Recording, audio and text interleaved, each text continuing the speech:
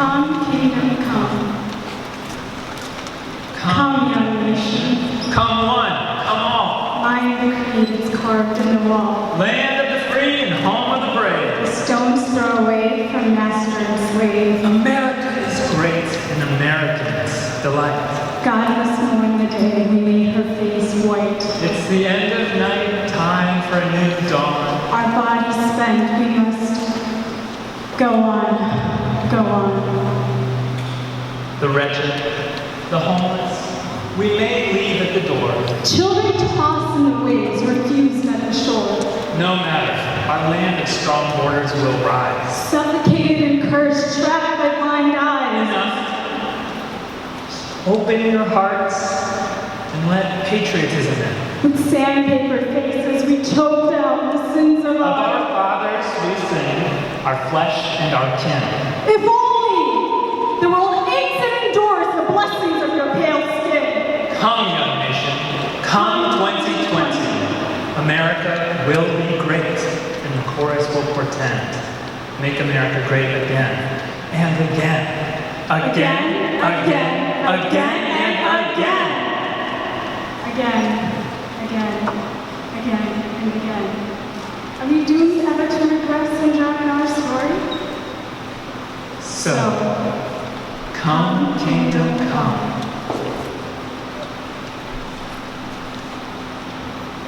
Come, kingdom, come, deliver us from glory.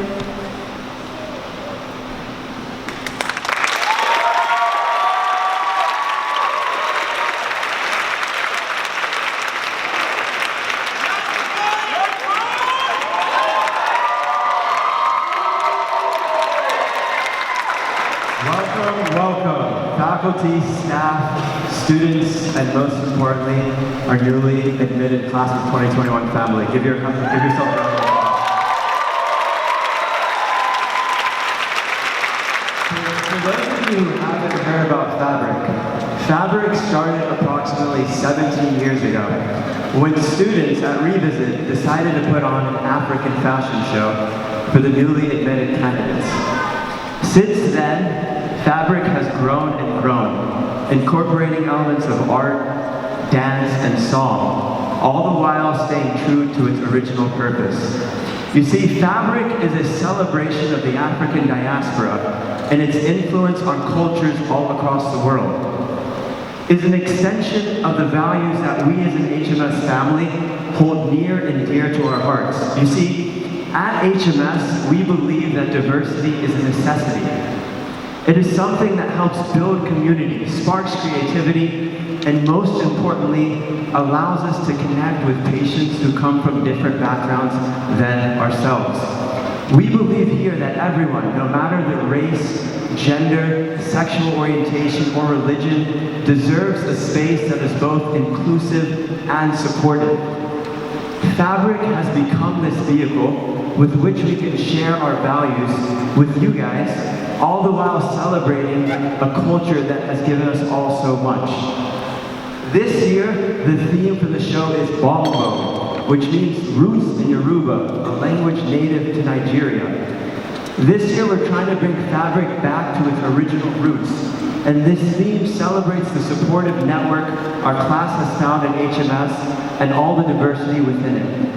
And so having said this, I invite you all to sit back, relax, and please enjoy the show.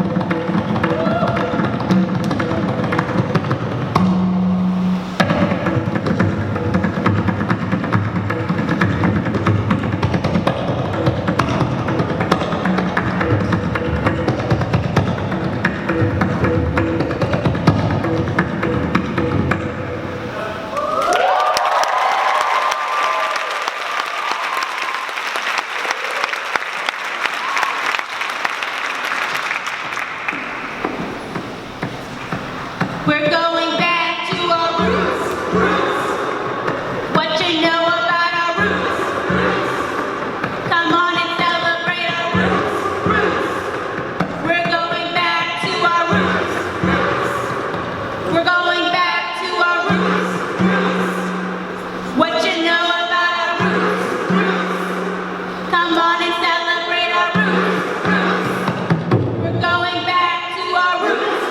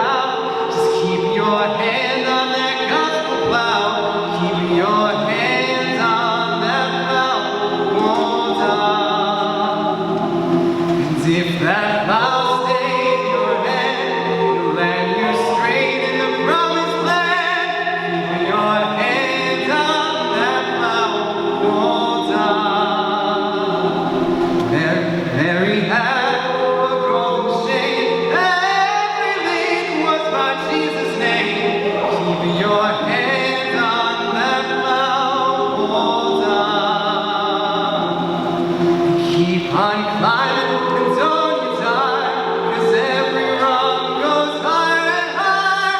Keep your hands on that cloud, hold on.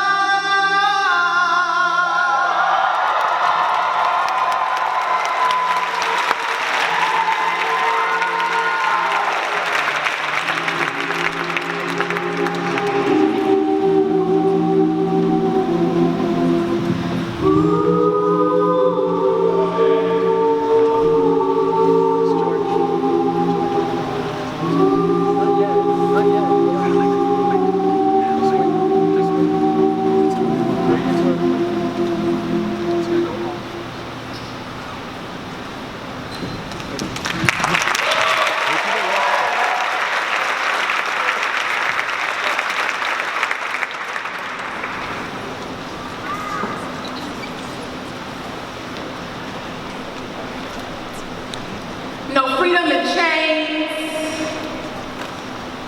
identity all the same, 3/5 your work. Stolen black bodies built your beautiful nation for 400 years.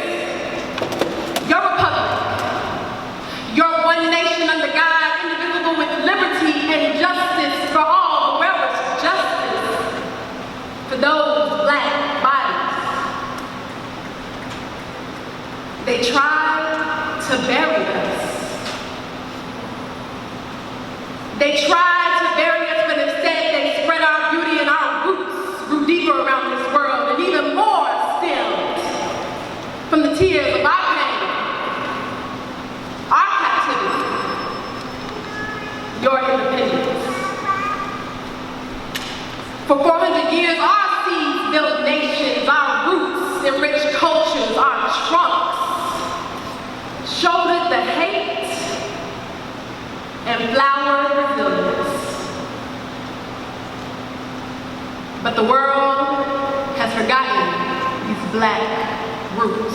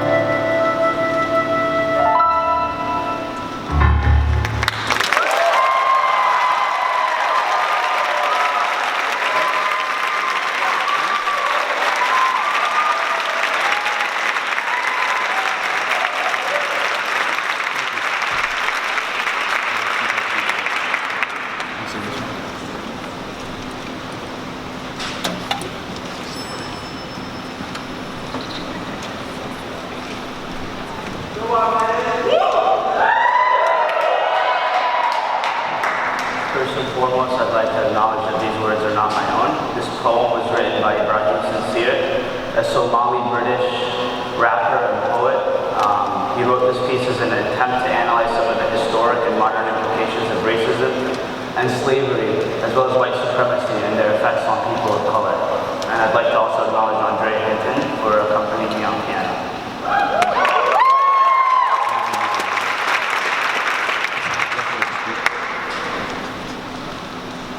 Times have changed. Let me rewind to the days not so long ago as you may think that our people were in chains. And I bet you just visualize a black and white image of a ship full of Africans in chains, but it is not always that is the case. I could have been speaking of today, and we'll come back to that. But for now, let's go to that place, where a long-lived nightmare is a reality we like to ignore, where the black man was an asset to the white and nothing higher or more, with a past and a back full of gore, 300 years of a Holocaust. But this is not a time for you to cry and mourn. This is a time when we bring the people to life like the sky when it's gone. Because it wasn't exactly sympathy that the Mau were fighting for. They fought to reclaim the humanity that was taken from them. How can you call men violent animals after instilling your hatred in them, putting them in cages, explaining that they were lower forms of the Homo sapiens, and so justifying your oppressive relations to them with a thought that the whiter the skin, the higher status of men. So now we hate to be reminded of our blackness every time we look at our faces again. Being light is nicer. It's a thing we seem to accept. But again, I seem to be skipping ahead. Because times ain't changed. We can go back further to the times of Garvey, or a little less to the rise of the Black Panther Party, but let's flip the page and go to when Malcolm and Martin tried to get you to see that your dark skin was a beautiful gene before racism was brushed under the carpet.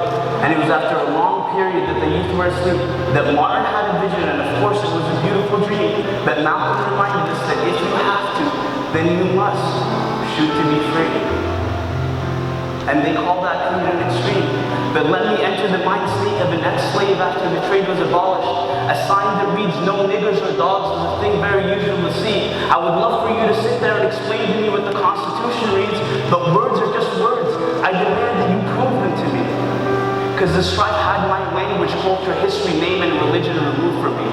Love was the greatest thing you ever rooted from me. That was my grandfather that saw his wife and kids executed at sea. Imagine that. So calling the rage of the oppressed irrational just sounds a little too diluted to me, for how can they expect colorful fruits in the harvest when they have already damaged the roots of the tree? So Malcolm wanted you to see that your mind is your greatest weapon, and you have the pistol aimed at the chains of your cuffs, so you must shoot to be free. Because times ain't changed. And listen attentively to what I'm about to say. What you see on the surface may have in your face, but deep down beneath the sugar coating, the bitter taste of reality is still the same. We give our freedom fighters black and brown figures that inspired an uprising in status in our times. But in our time, nobody wants to discuss race. And when we do, and we challenge those racial perceptions hidden away, they say we segregate. And our claims cause distasteful discrepancies if we were to say that history and the foundations of capitalism have left such a legacy that every single one of us still suffers from white supremacy. And that's an uncomfortable word, isn't it? It all gets a little uncomfortable when we start to discuss white privilege. And don't get it twisted, because my comparatively lighter skin tone means that I also acknowledge my privilege. Like somehow I'm less animalistic than those darker than me, and partly it comes from the idea that the lighter the skin, the more morally supreme. See, I just want you to open up your minds and question what you really believe. I mean, how else can we really be free? And why am I more likely to go inside? Is it that the jury would be more inclined to look at my good intent and innocence if I was white? And I have to be taught through punishment because I'm not so civilized. See, I can empathize with being more able to relate to your own. You can argue, it's only natural, I know. It's just certain views that many members of the population hold. You think that immigrators should go. Ignorance is clearly taken a hold when you forget the oppressive ways that this has been taken from home. And whose government has always sent troops to take control of foreign lands, drew new borders, set its own rules whilst taking the gold. You call that playing the victim card, I call that speaking the truth that achieves the ruins where the resistance starts.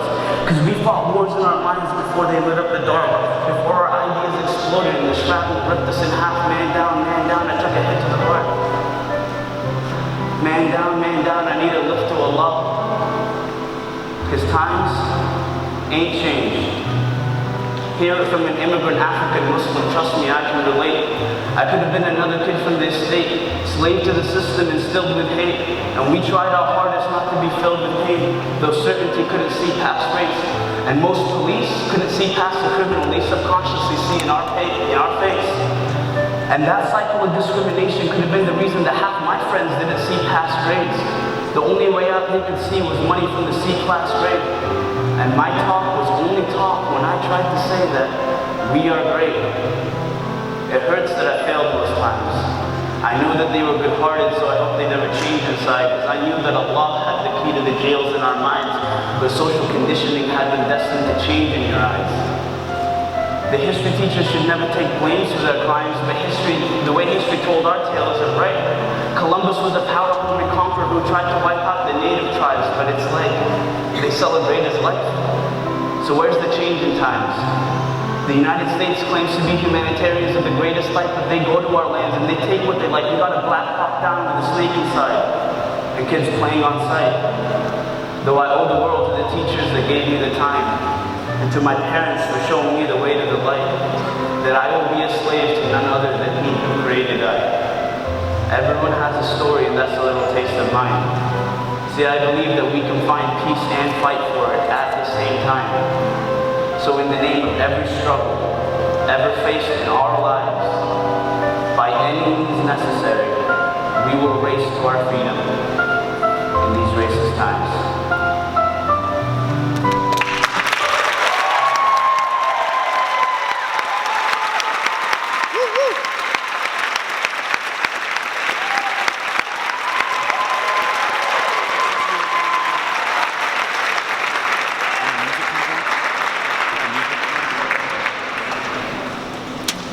One day, when the glory comes, it will be ours, it will be ours. Oh, one day, when the war is won, we will be sure, we will be sure.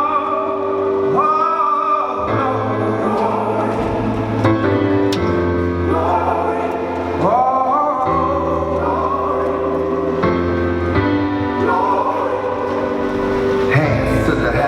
No man, no weapon, formed against, yes, glorious destined. Everyday women and men become legends. Sins go against our skin, become blessings. The movement is a rhythm to us. Freedom is like religion to us. Justice is juxtaposition in us. Justice for all, just ain't specific enough. One son died, the spirit is revisiting us. True and living in us. Resistance is us. That's why Rosa sat on the bus. That's why we walk through Ferguson with our hands up. When it go down, we woman and man up. They say stay down, and we stand up. Shots we on the ground, the camera panned up. King pointed to the mountaintop, and we ran up.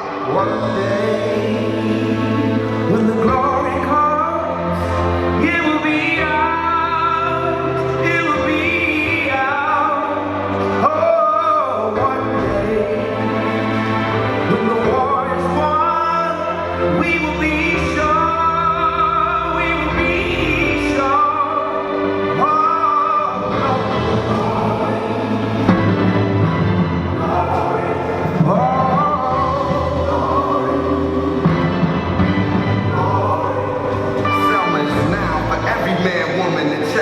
Even Jesus got his crown in front of a crowd. They march with the torch, we gon' run with it now. Never look back, we done gone hundreds of miles. From dark roads, heroes, to become a hero. Facing the league of justice, his power was the people. Enemy is lethal, a king became regal. Saw the face of Jim Crow under a bald eagle. The biggest weapon is to stay peaceful. We sing, our music is the cuts that we bleed through. Somewhere in the dream we had an epiphany. Now we right the wrongs in history.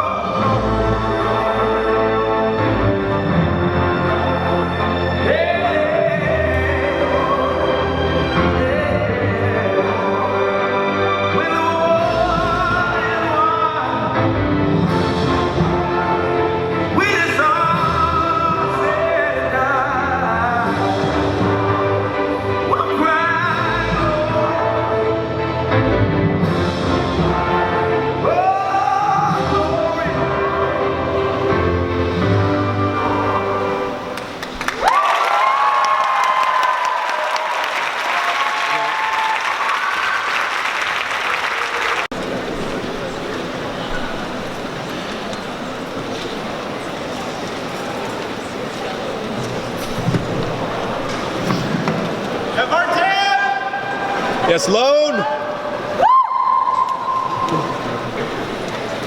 Hi everyone, I hope you all are enjoying the show.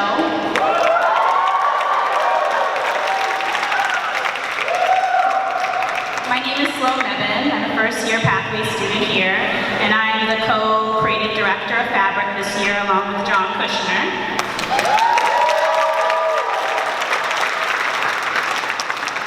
Hello everyone, my name is Vartan. Pahalyants. Some of you met me, almost all of you met me here yesterday. I'm one of the co-producers of today's Fabric show.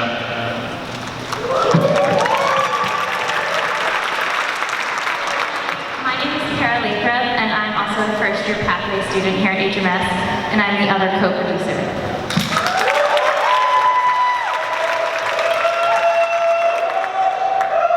Well, this evening is about paying homage to the African diaspora and its broad influence all around the globe. We're also here to celebrate the wonderful array of diversity within our own institution and the advocates within the HMS community that have made issues of diversity and inclusion a cornerstone of their careers. These members of our community have advised, mentored, and supported so many of our student body and are important components of our HMS family.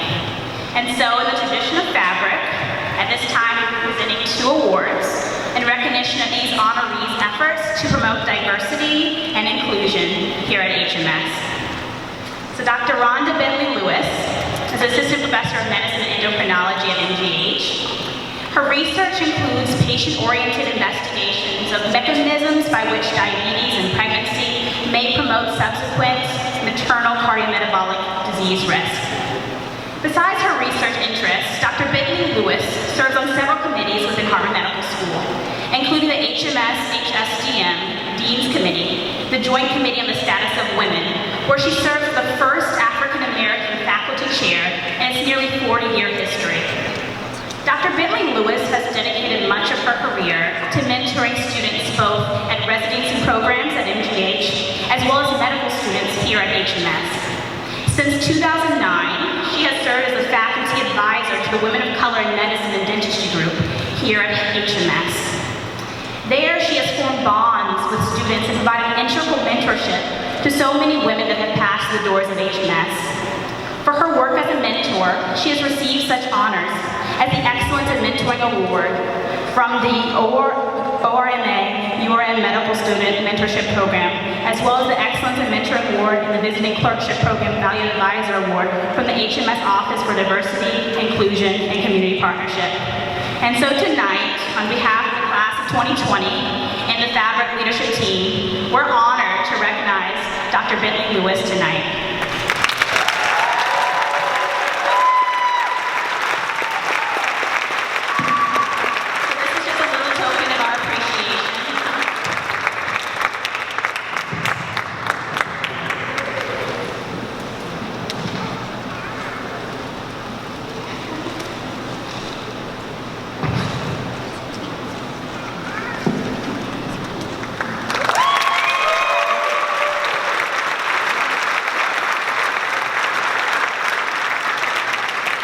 In addition to recognizing Dr. Bentley-Lewis as the 2017 Fabric Faculty Honoree for her incredible accomplishments and contribution to diversity at HMS, we would also like to honor a staff member who has been absolutely invaluable to HMS, Cara Fujimoto.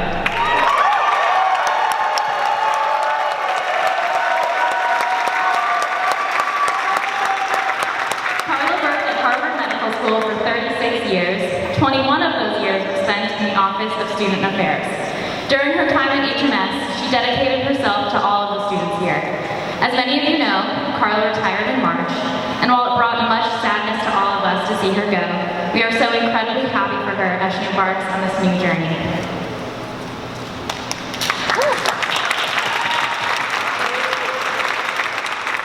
For those of you who don't know Carla, she's known at HMS for her warmth, kindness, and willingness to help anyone and everyone who may come to her for assistance, even when you fall.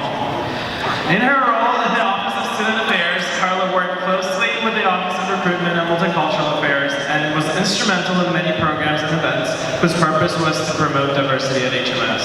For instance, Carla has helped SNMA, the Student National Medical Association, to organize the regional conference hosted at HMS in 2014. We're all grateful for Carla because without Carla, there would not be a fabric show.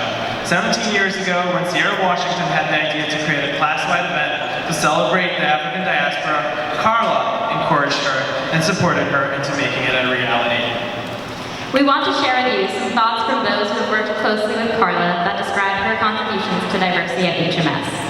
Dean Hunter, the former Dean of Students and the current Dean of Medical Education, described that when Carla organized the many events she was in charge of, white coat ceremony, graduation, orientation, the list goes on, she always had as a key priority to ensure that the wonderful diversity of our school was well represented.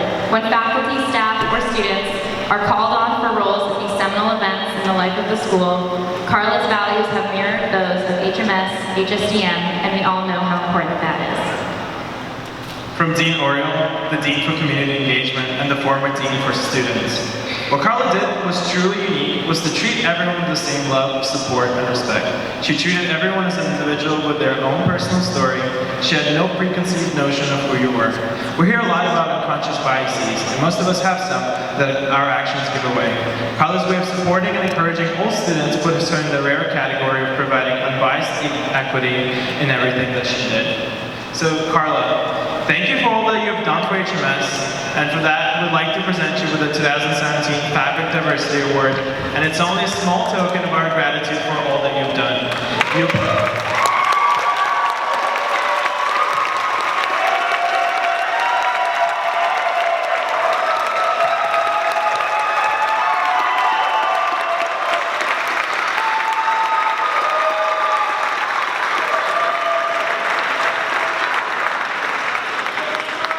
Carla, we want you to know that you're very dearly missed, but something about your presence here tonight tells us that you'll never actually be gone.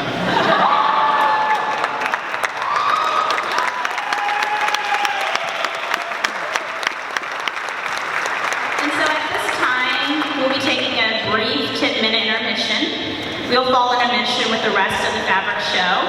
And at the end of Fabric, we're going to have a special premiere of our class's music video in the amphitheater behind you. So please stick around. Thank you.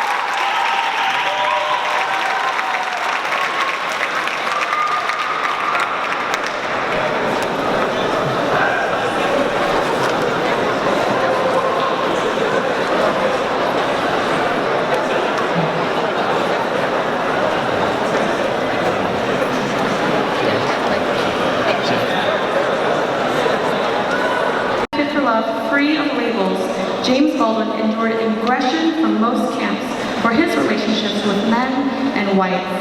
The next piece is an excerpt from his second novel, Giovanni's Room, written about a white man struggling with his relationship to a man that he meets in a dive in Paris.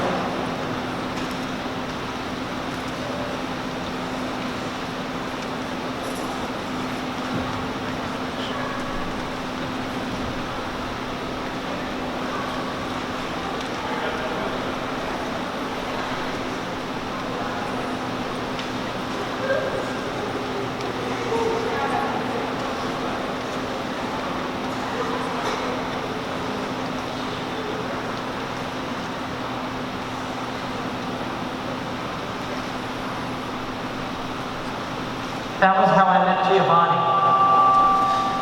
I think we connected the instant that we met, and remain connected still.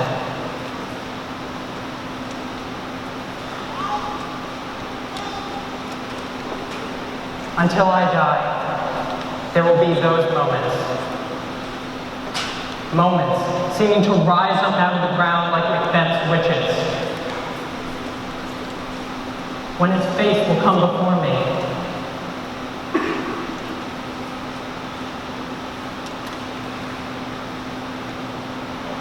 That face and all its changes.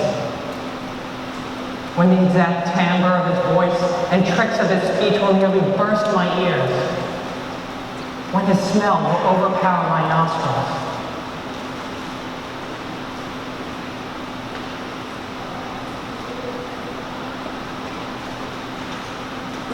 Sometimes, in the days which are coming, God grant me the grace to live with.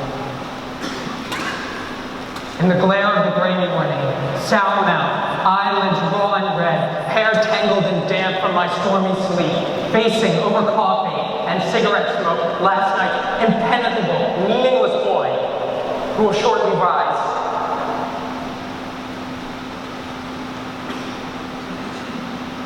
And vanish like the smoke.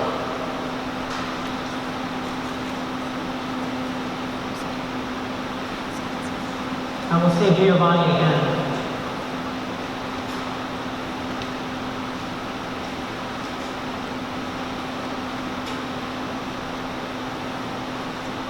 As he was that night.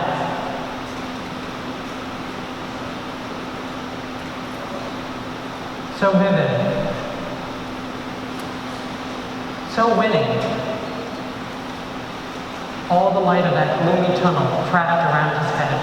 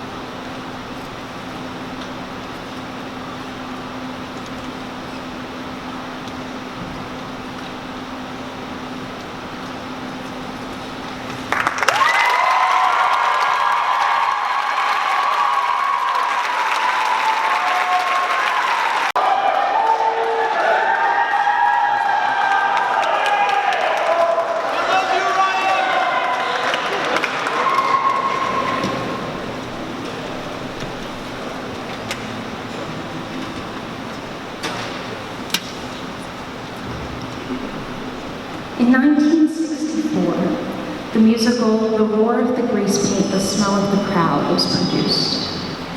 The musical was an allegory examining the maintenance of the status quo between the upper and lower classes of the 60s. In this play, there were two main characters, one rich and one poor. And throughout the play, the poor man was trying to beat the rich man at finding love and a job, only to find out that the rich man had beaten them both. However, later on in the play, they find a new character named the Negro. And this Negro, despite his lower social status, rose to the top and beat both of them at the game. At the end of the play, the Negro sings the song, Feeling Good. Just 1 year later, in 1965, Nina Simone recorded this song and it became a jazz standard. Simone was a beacon of the civil rights movement, and yet she wasn't admitted into college to study music because of the color of her skin, and wasn't recognized or even paid for most of her musical genius until later on in her life. However, she chose this song, which speaks of freedom, as a counter against the social injustices of the time. And so now as we sing the song, Feeling Good, which speaks of the oppressed rising, just as Nina Simone did, we dedicate the song to her.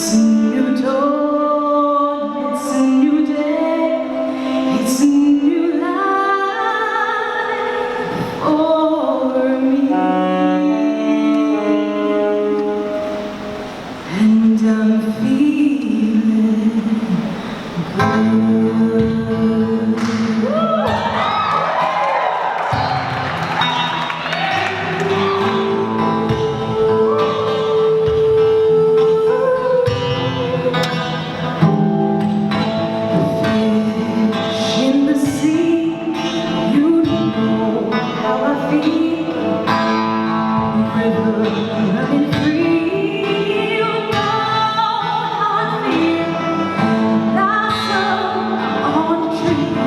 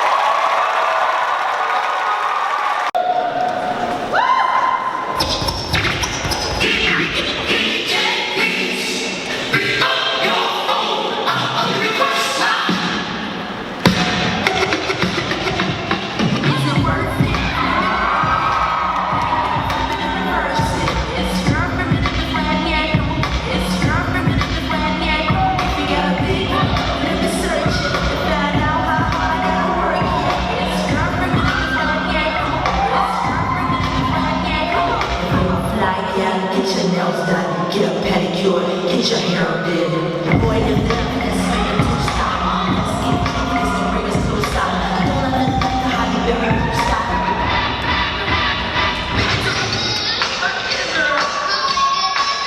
Okay. Once upon a time in Cara, like back in the ghetto. There was a little room by the name of Chris. Nobody made up any mind over this. Get up on my lap, put my head up tight. Wait, so I never let the bed bug tight. Going to the floor, going to the right. Sometimes turn around, bring a better night.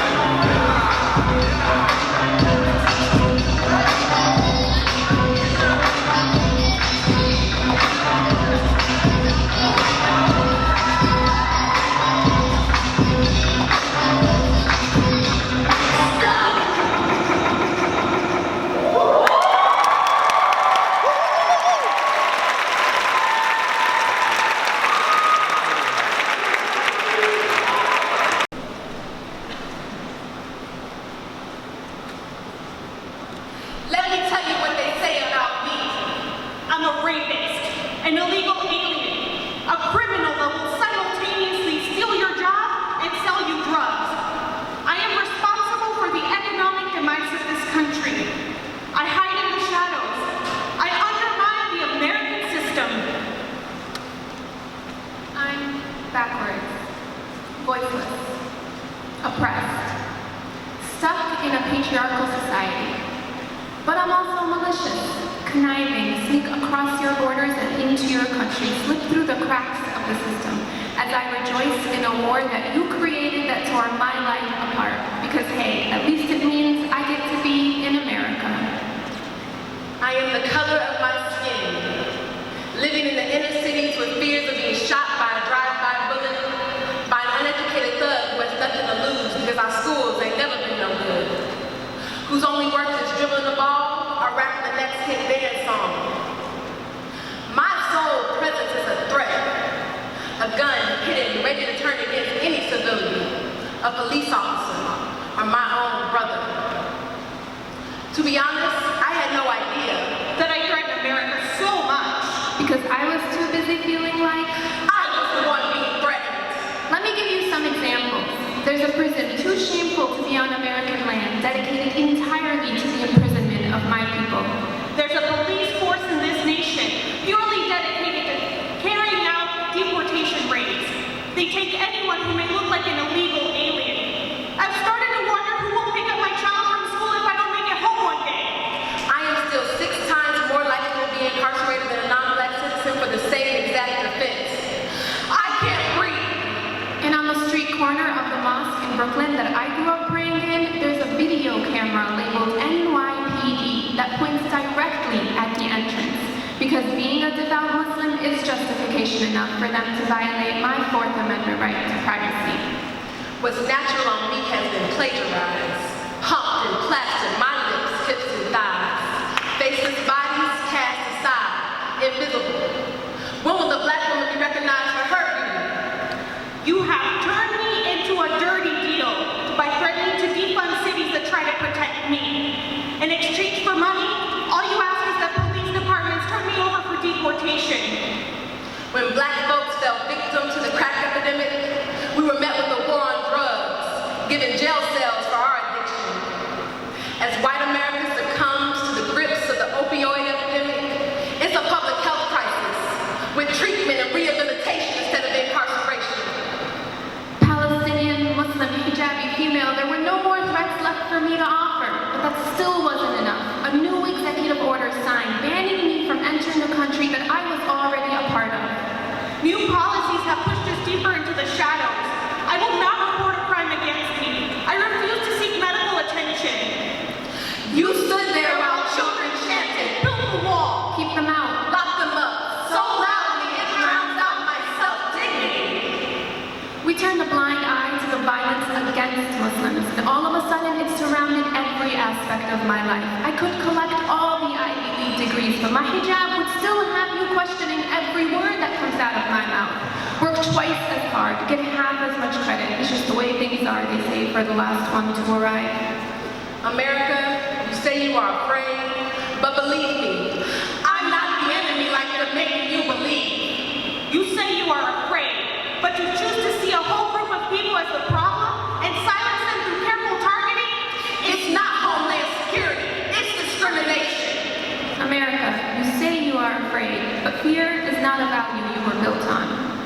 life. That after 400 years of slavery, Jim Crow, and mass incarceration, you can stop pulling my people down. That because of the color of my skin, I should not be labeled, tried, and executed before I can put my hands up. That my mother should not have to bury me, that I should not have to hold my lifeless son killed by a bullet fired in self-defense. That I should not be judged by the color of my skin, by the twists in my hair, by the slang out of my mouth, but by the content of my character. Liberty. Because the word terrorist is only ever used in association with Muslims. Because no one cried when that mosque in Texas was burned down just last February. Because no one will change their profile picture when ISIS bombs a Muslim country, as if we don't lead. Because when my sister, a third-year medical student, was kicked out of the OR for wearing a hijab, no one said anything. Because when I visit Brooklyn, they tell me to stand far away from the edge of the train tracks, accepting the fact that my hijab makes me a target. Pursuit of happiness. Because my nephews ages 1, 2, 4, and 6 should not have to grow in fear that they will be separated from their parents any day. Because when my sister was 5, a doctor refused to treat her glaucoma and told us to go home. Because when I was applying to schools, scholarships were for deserving citizens, and I only met the first part of that requirement. Because when my grandma died, my mother had to choose between burying her mother in Mexico or staying with her children in the U.S. Because when I died, this country would much rather see my body rot at the border rather than let my remains remain in this land.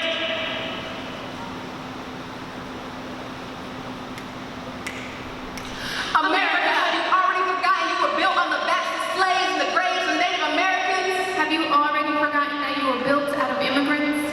Have you already forgotten that the diverse colors of your skin make you beautiful, bold, and unique?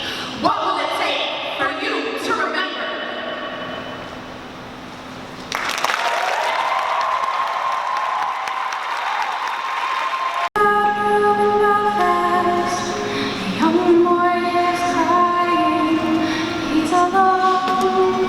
He don't understand how the teachings of one love built on love and understanding cause the hurt and killing in his land. In an old part of Jerusalem, two children are playing, running loud, play is meant to be.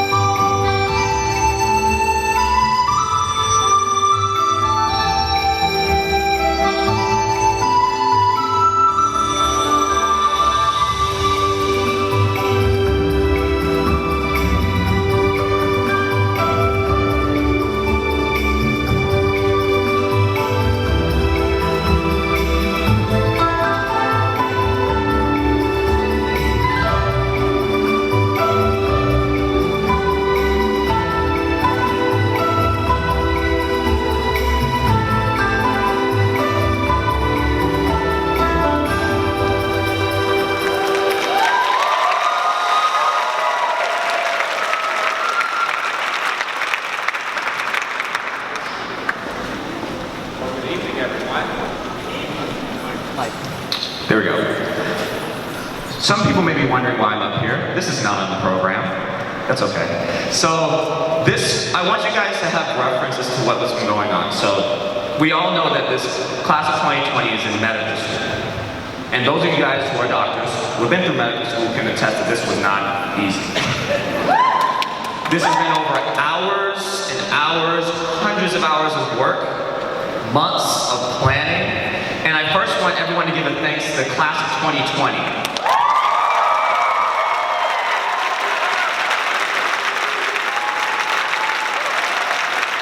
Next, I would like to give a thanks to our crew, the light crew. I would like to give a special thanks to the sound over here.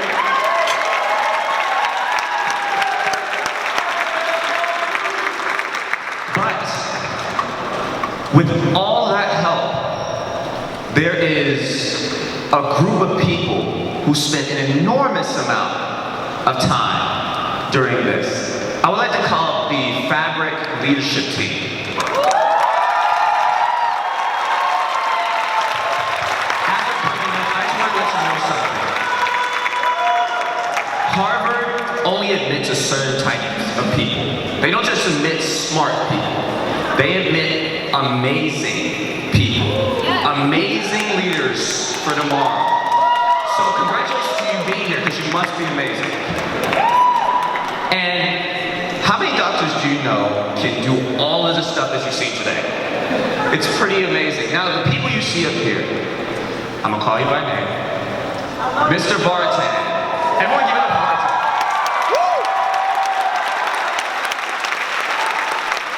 Working tirelessly, making sure everything's together. He's the guy that kind of keeps it together. He's like, okay guys, everything's gonna be all right, you know. Then we have Jane.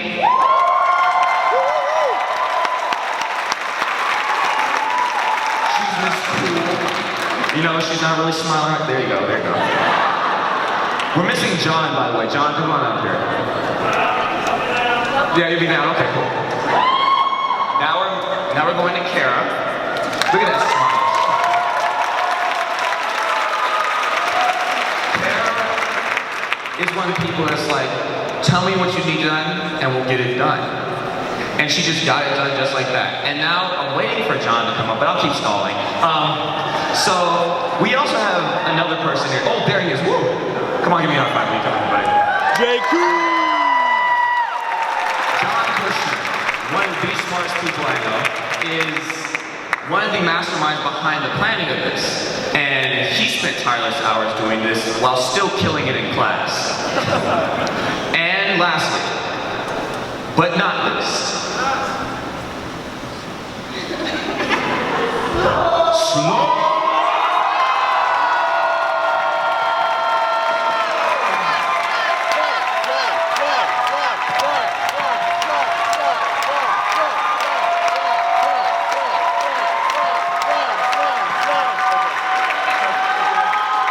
That's the face that says, I'm gonna kill you, Jeff. No, seriously, she sat us down in a meeting, maybe sometime in like January, very, very far back. And she said about how she had a vision for this today. How the vision came alive and came inside this head right here is like amazing. So I just wanted you to recognize who really thought of this and conceived it and made it happen. So please give them another round of applause.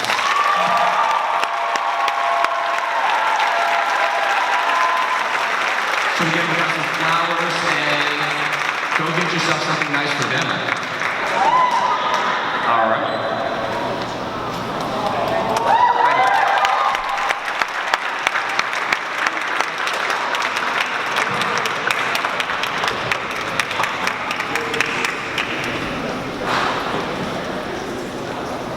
As doctors, our goal in this life is to heal a dying world.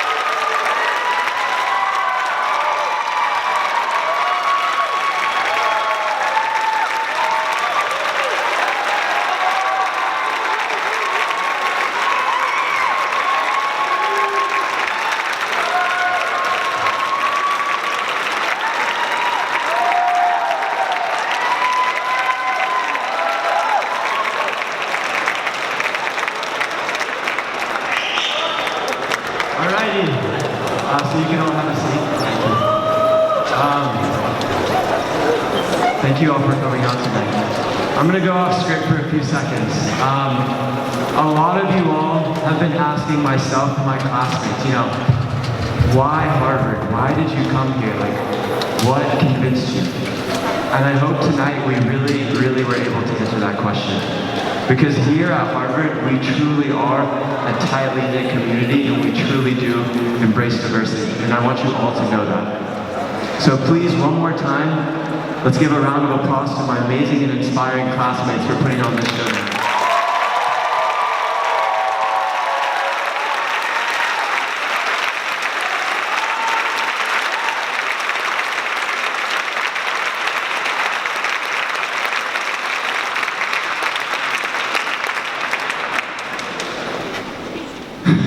We also want to extend our sincerest gratitude to some of our donors who supported us financially and through many generous resources and donations.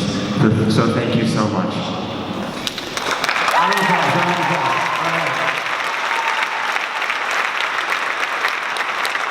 Next, we want to thank 3 of our HMS heroes.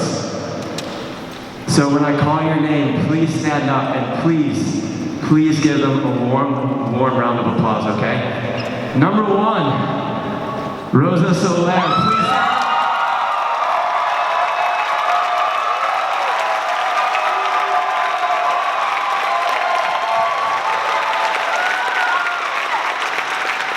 Number 2, none other than Barbara Sweeney, please stand up.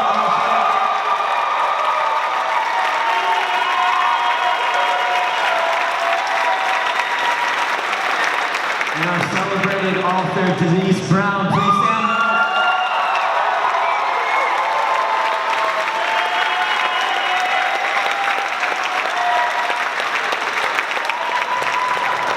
Without your guidance and your non-stop support and encouragement, we truly would have been lost tonight. So thank you so much. Next, we wanna thank 2 people who continually inspire us every single day and who continually encourage us. So if Dean Saldana and Dean Edward Hunt could please stand up.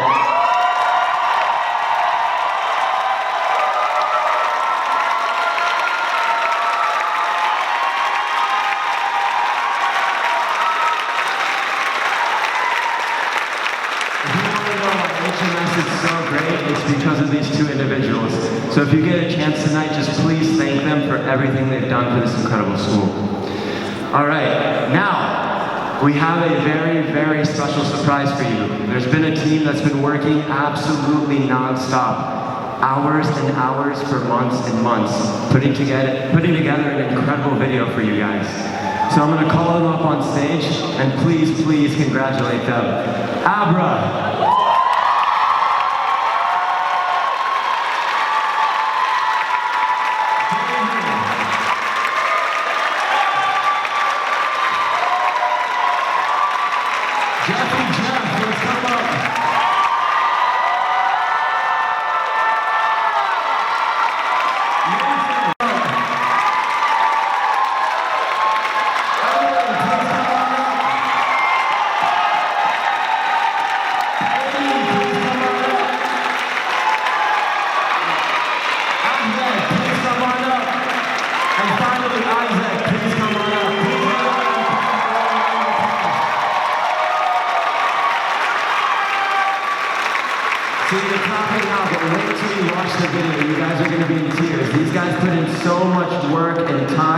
And they're truly incredible human beings, all right? So one last round of applause for them.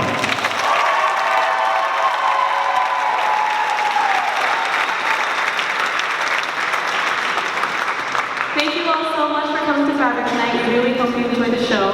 And now we're very excited to move on to the next item in our agenda, which is to see the premiere of our annual HMS music video.